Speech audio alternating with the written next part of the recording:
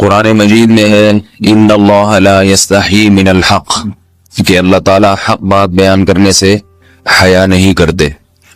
حدیث میں بھی بعض ایسے مسائل کو اللہ کے رسول نے بیان کیا ہے صلی اللہ علیہ وسلم نے جو بظاہر حیا کے خلاف ہیں، مگر اس لیے بیان کیا کہ اگر آپ صلی اللہ علیہ وسلم بیان نہ کرتے تو لوگ ان بے شرمی کے کاموں میں مبتلا ہو جاتے۔ اسی وجہ سے میں بھی یہ ہمت کر رہا ہوں کہ ایک اور ایسا گناہ جس میں لوگ مبتلا ہیں اور وہ ہے حیا کے خلاف، مگر ہے بہرحال شریعت کا مسئلہ اور لوگ اس میں گناہ میں مبتلا بھی ہیں، اس لیے بتانا ضروری ہے۔ وہ یہ ہے کہ لوگ شادی کے بعد بھی آج کی نوجوان نسل زوجہ سے، بیوی سے غیر فطری طریقے سے ہم بستری کرتے ہیں، انٹرنیٹ پہ بےہودہ فلمیں دیکھتے ہیں، تو جو چیز انگریزوں کی دیکھ رہے ہیں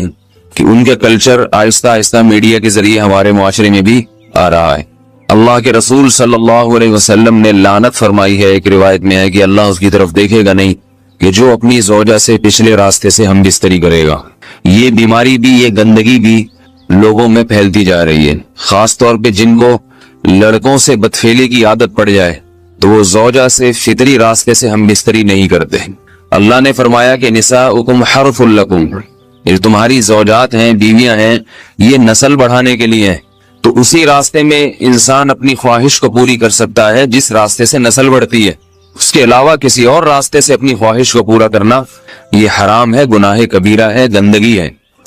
ہمارے پاس کیسز آتے ہیں، ایک پاک دامن لڑکی کی شادی ہوتی ہے، لڑکا بھی بظاہر بڑا نیک، لیکن کیا ہے، لڑکا چونکہ ٹھرکی ہوتا ہے، شہوت کا درندہ ہوتا ہے، تو وہ یہ نہیں دیکھتا کہ میں اپنی بری خواہش مٹانے کے لیے میں اپنی زوجہ کو غیر فطری طریقے پر مجبور کیسے کر سکتا ہوں، تو مجبور کرتا ہے پھر اپنی بیوی کو۔ اس میں جو عورتیں زیادہ پاک دامن نہیں ہو، نیک نہ ہو، یا ان کو یہ ڈر ہو کہ طلاق ہو گئی تو ہم کہاں جائیں گے، وہ پھر اپنے شوہر کے ساتھ اسی غیر فطری طریقے پر آمادہ ہو جاتی ہیں، اور اس کا عذاب اور اس کا وبال یہ ہوتا ہے کہ کچھ دنوں میں ان کو بھی اسی کی لت پڑ جاتی ہے۔ انسان جب بھی کوئی غیر فطری راستہ اختیار کرتا ہے، آخرت کا عذاب تو بعد میں، دنیا کا عذاب یہ آتا ہے کہ پھر اس کو لذت فطرت میں آتی نہیں ہے، تو جو راستہ اللہ نے رکھے اس میں اس کو لذت نہیں آئے گی، تو وہ گندگی میں ہی گھسنے کی کوشش کرے گا، اس کی بھی فطرت خراب ہو جاتی ہے، اور جس کے ساتھ یہ بدفعلی کی جائے اس کی بھی فطرت خراب ہو جاتی ہے، وہ بھی پھر کسی کے قابل نہیں رہتے۔ تو اپنے جان پر رحم کرنا چاہیے۔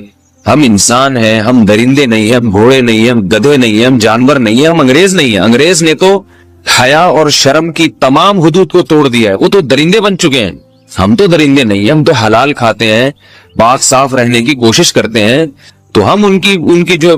کلچر دیکھ کے ہم ویسے درندے بننے کی کوشش کیوں کریں؟ تو یہ بہت بڑا وبال ہے، بہت بڑی برائی ہے جو ہمارے معاشرے میں آہستہ آہستہ جڑ پکڑتی جا رہی ہے، اور اس سے بیماریاں بھی پھیلتی ہیں۔ غیر فطری طریقہ ہے، بیماریاں بھی پھیلتی۔ ایسے کیسز آتے ہیں کہ جناب وہ مرد مجبور کر رہا ہے بیوی کو، اور وہ بیوی جو ہے ساتھ نہیں دیتی تو پھر اس کو طلاق کی دھمکیاں دیتے ہیں، ایسے کیسز بھی آتے ہیں۔ اور یہ بھی آتا ہے کہ مرد جب اپنی بیوی کو غیر فطری طریقے پر مجبور کرتا ہے، بیوی آمادہ نہیں ہوتی، تو مرد پھر یہ دھمکی دیتا ہے کہ بھائی میری خواہش تو تم سے پوری ہوتی نہیں ہے، پھر میں دوسروں کے پاس جاؤں گا۔ تو یاد رکھیں، جس عورت کا شوہر یہ دھمکی دے اس کو کہ میں زنا کروں گا اگر تم نے میری خواہش پوری نہیں کی غیر فطری طریقے سے، تو عورت اپنے شوہر سے کہہ دے کہ جاؤ تم کہیں اور جا کے منہ کالا کرو، تمہاری فطرت میں گندگی ہے تو یہ مجھے گندا بنانے کی کوشش نہ کرو، اس کو زنا کرنے دیں، وہ اللہ آخرت میں اس سے بھگتے گا۔ ہر بیماری کا اللہ نے علاج رکھا ہے۔ اللہ کے رسول صلی اللہ علیہ وسلم نے فرمایا، صحیح بخاری کی حدیث، ما انزل اللہ من داء الا انزل له دواء، کوئی بیماری ایسی نہیں ہے جو اللہ نے نازل کی ہو اور اس کے لیے دوا نہ رکھی ہو دنیا میں۔ تو اگر کسی کو ایسی لت پڑ گئی ہے غیر فطری کام کی، تو اس کو چاہیے کہ وہ اپنا علاج کرائے، ڈاکٹر سے بھی رابطہ کرے، اور سب سے بڑا علاج یہ کہ کچھ وقت صبر کرے گا، چھوڑ دے گا کچھ عرصے کے لیے، تو خود بخود آہستہ آہستہ صحیح ہو جائے گا۔ ایک آدمی شراب کا عادی ہے، ایک علاج تو یہ کہ ڈاکٹروں سے رابطہ کرے، بہترین علاج کے چھوڑ دے، کتنے دن تڑپے گا؟ ایک دن، دو دن، تین دن، چار دن، ایک ہفتہ، دو ہفتہ، بہت زیادہ سال ہو جائے گا نا، اس کے بعد خود بخود ٹھیک ہو جائے گا۔ سگریٹ کا عادی ہے، چھوڑ دے گا، تو کتنے لوگ ہم نے دیکھے ہیں دن میں 20 سگریٹ پیتے تھے، چھوڑنے پر آئے تو بالکل ایک دم چھوڑ دی انہوں نے، آہستہ آہستہ کر کے چھوڑ دی، لیکن تکلیف ہوئی مگر عادی ہو گئے۔ تو اب کسی کو یہ لت پڑ گئی ہے غلط کام کی، برائی کی، تو اس کا بہترین علاج یہ ہے کہ وہ اپنے آپ کو بدلنے کی کوشش کرے، ماحول بدلے، اور کچھ وقت صبر کرے گا تو اللہ اس سے یہ عادت چھڑا دے۔ نہیں کی، صبر نہیں کیا اس نے، پھر اسی گندگی میں موت واقع ہوگی، پھر آخرت کا عذاب بہت سخت، نسلیں برباد ہو جاتی ہیں اس عمل سے انسان کی۔ تو بات حیا کے خلاف ہے، مگر یہ کہ ایک بزرگ تھے وہ بات فرما رہے تھے، تو کسی نے پوچھا کہ حضرت آپ حیا کے خلاف بات کرتے ہیں، تو انہوں نے فرمایا تم بے حیائی کے کام نہیں چھوڑتے، ہم اس چھڑوانے کے لیے بات کریں تو ہم برے ہیں، اور تم کام کرو تو بھی برے نہیں ہو۔ برائی کا کام کرنے میں برا نہیں بنتا،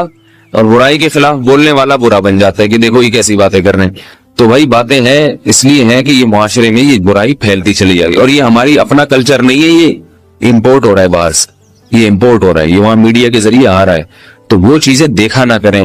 اور ان لوگوں سے دور رہا کریں۔ ہمیں تو دین کا داعی ہو کے ان کو ہدایت پر لانا تھا، بجائے ہم ہدایت پہ چل کے دوسروں کو چلانے والے بن کے ان کے راستے پہ ہم نے چلنا شروع کر دیا۔ اللہ تعالیٰ ہمیں اب دیکھیں ان کے ہاں ایڈز کا مرض پھیل گیا ہے۔ آپ بتائیے یہ ایڈز کا مرض ہمارا ہے کیا؟ یہ بیماری ہماری ہے یا ان کی ہے؟ ہمارے یہاں بیماریاں ہیں، کھانسی ہے، نزلہ ہے، ٹھیک ہے نا، بلڈ پریشر ہے، شوگر ہے، یہ بیماریاں ہماری ہیں۔ کوئی اللہ کا شکر ہے گندی بیماری ہمارے یہاں نہیں ہے۔ جتنی گندگیاں ہیں وہاں سے آ رہی ہیں، ایڈز کا مرض وہاں سے امپورٹ ہوا ہے۔ وہ ایڈز کا مرض اسی بدفعلی کی وجہ سے پیدا ہوتا ہے، اسی سے جراثیم پیدا ہوتے ہیں، اور اتنا خطرناک مرض کے ایسے متعدی ایسے پھیلتا ہی۔ افغانستان میں ایڈز کا ریشو 0 تھا، 0۔ وہ جانتے نہیں تھے کہ ایڈز کا مرض ہوتا کیا ہے۔ جب سے امریکن آرمی، برطانیہ آرمی افغانستان میں آئی ہے، فوجی آئے ہیں، افغانوں میں ایڈز کا مرض پھیل گیا ہے، انہوں نے وہاں بدفعلیاں شروع کر دی ہیں۔ تو وہ تو حالانکہ ان کے لیے زنا کتنا سستا ہے، کتنا سستا ہے نا ان کے لیے زنا، پھر بھی وہ لڑکوں کی طرف مائل ہوتے ہیں۔ تو اتنی گندگی، ایسا گندا جب انسان بن جائے پھر اللہ اس کے وجود کو برقرار نہیں رکھتے، اور رکھتے ہیں تو پھر آخرت میں سزا دینے کے لیے اپنے آپ کو ان گندگیوں سے بچانا چاہیے، حلال پہ اکتفا کرنا چاہیے۔ اللہ تعالی ہمیں حلال